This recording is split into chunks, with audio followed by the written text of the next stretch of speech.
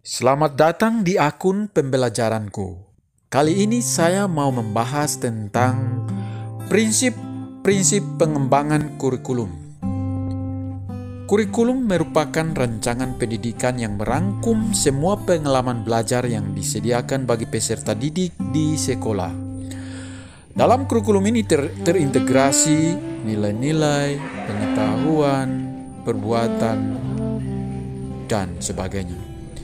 Kurikulum disusun oleh para ahli pendidikan, ahli kurikulum, ahli bidang ilmu, pendidik, pejabat pendidikan, pengusaha, serta unsur-unsur masyarakat lainnya. Rancangan ini disusun dengan maksud memberi pedoman kepada para pelaksana pendidikan. Dalam proses pembimbingan, perkembangan peserta didik mencapai tujuan yang dicita-citakan oleh peserta didik, keluarga, dan bahkan masyarakat. Kelas merupakan tempat untuk melaksanakan dan pengujian kurikulum. Di dalam semua konsep, prinsip, nilai, pengetahuan, metode, alat, dan kemampuan guru diuji dalam bentuk perbuatan yang akan mewujudkan bentuk kurikulum yang nyata dan hidup. Perwujudan konsep, prinsip, dan aspek-aspek kurikulum tersebut seluruhnya terletak pada guru. Oleh karena itu, gurulah pemegang kunci pelaksanaan dan keberhasilan kurikulum. Guru adalah perencana, pelaksana, penilai, dan pengembangan kurikulum sesungguhnya.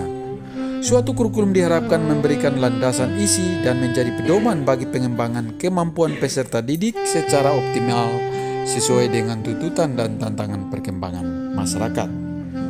Salah satunya dalam evaluasi pendidikan dalam ulangan akhir semester merupakan salah satu bentuk evaluasi dapat dinilai berhasilnya tidak bagi seorang guru. Ada beberapa prinsip umum dalam pengembangan kurikulum. Pertama, prinsip relevansi. Yang kedua, fleksibilitas. Yang ketiga, berkesinambungan. Dalam hal ini, bagi peserta didik diharapkan mampu mengembangkan keterampilan yang dimiliki melalui tes akhir semester. Saat ini, mereka menghadapi tes semester dan merupakan prinsip-prinsip yang harus dilaksanakan.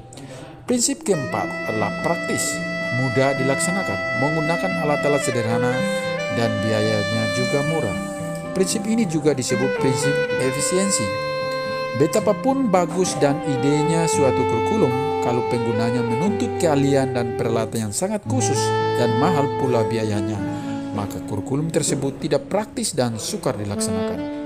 Kurikulum dan pendidikan selalu dilaksanakan dalam keterbatasan, baik keterbatasan waktu, biaya, alat, maupun personalia.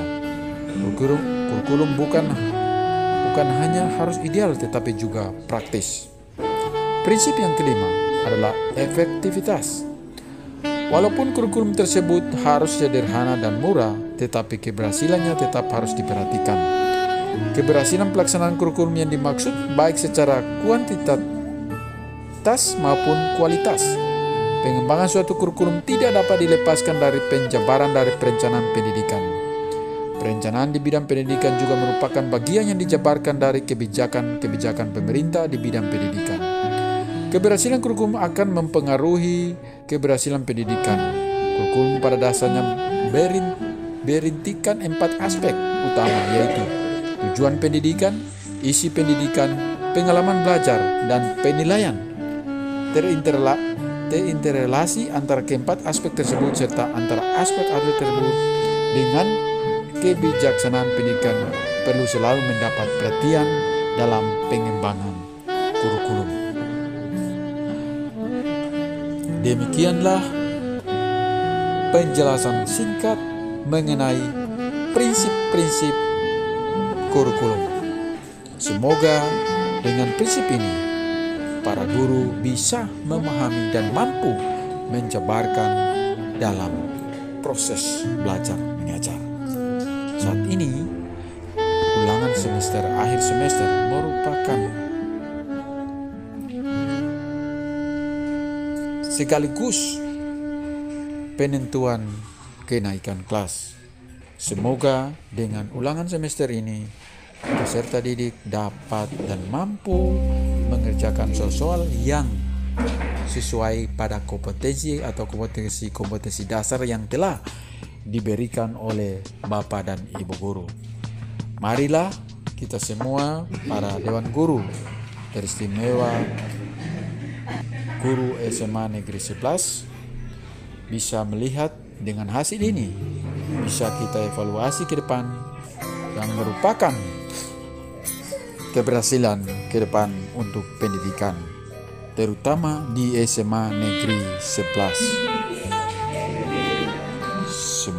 Sekian, selamat belajar. Semoga keberhasilan hari ini menentukan keberhasilan masa depan pula bagi anak-anak didik kita. Amin.